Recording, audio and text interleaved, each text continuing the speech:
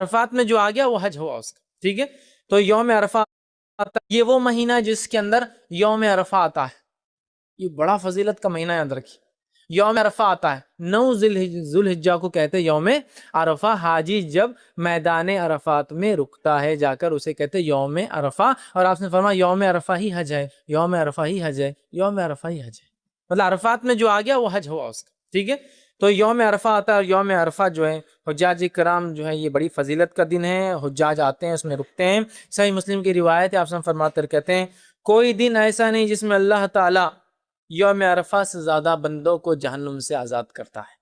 کوئی دن نہیں سال کا ایسا جس میں اللہ اتنے لوگوں کو کوانٹٹی میں جہنم سے آزاد کرتا ہے جتنا یوم عرفہ 9 ذی الحجہ کو لوگوں کو جہنم سے نجات دیتا ہے۔ اور کیوں نہ ہو، اتنے سارے حاجی ہیں اور لوگ اللہ سے دعا کر رہے ہیں، اور ساری دنیا میں جو ہے لوگ روزہ رکھ رہے ہیں اس دن سنت کے اوپر۔ ہم حاجی نہیں رکھیں گے یاد رکھیں، لیکن جو مقیم ہے، جو اپنے گھر پر ہے، وہ ضرور روزہ رکھے، تو اللہ تعالیٰ سنتا ہے۔ اور سب سے زیادہ اگر لوگ جہنم سے نجات پاتے ہیں کسی دن تو وہ عرفہ کا دن ہے۔ تو عرفہ کا دن اسی مہینے میں آتا ہے۔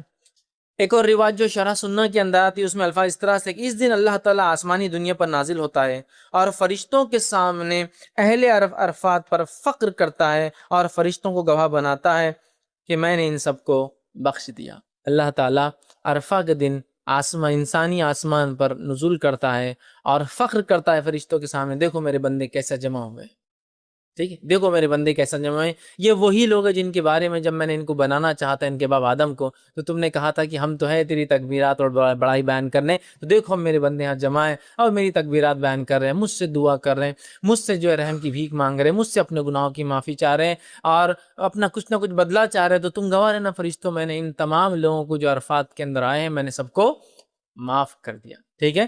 تو اللہ تعالیٰ فخر کرتا ہے اور بخش دیتا ہے حاجیوں کو۔ اسی طرح جو ہے جو مسلمان حج نہیں کر رہا ہے وہ عرفہ کے دن کیا کریں گا؟ روزہ رکھیں گا۔